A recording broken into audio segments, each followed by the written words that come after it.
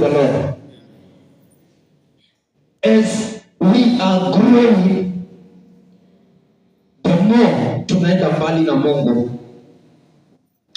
You realize that wakati ambapo tunahitaji kitu tunalia sana ili tupatiwe.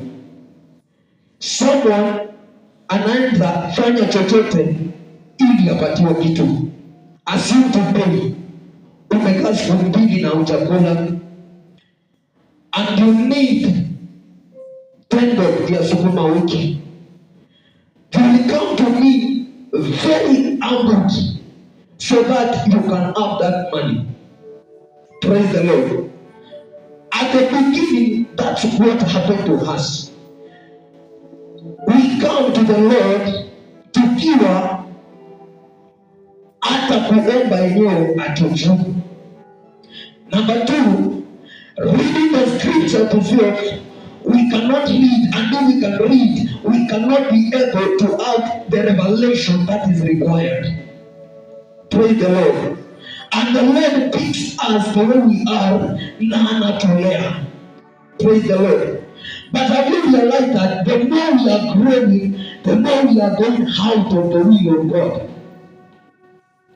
You realize that the people who are fighting the work of God, they are the people who are staying with God himself.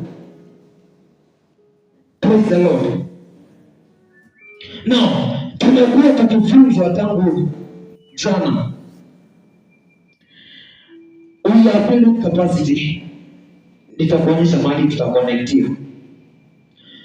Nataka tuelewe ya kwamba nguvu ya Kristo iko katika Yesu. Bwana Yesu asifiwe.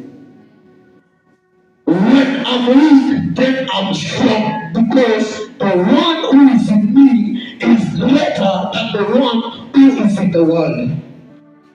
Praise the Lord. When Saul alimwangalia Goliathi wa Gadi kwa macho ya nyama na kwa nguvu zake alienda kujificha. Bwana Yesu asifiwe. Lakini wakati ambapo Daudi aliangalia Goliathi wa Gadi kwa macho ya kipigo, alisimama kwa jina la Yesu kuokoa Goliathi wa Gadi. Bwana Yesu asifiwe.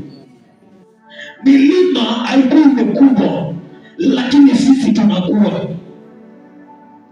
Unaweza kuwa na mtoto akona miaka 10, lakini akona nguvu kushinda mzee ambaye akona miaka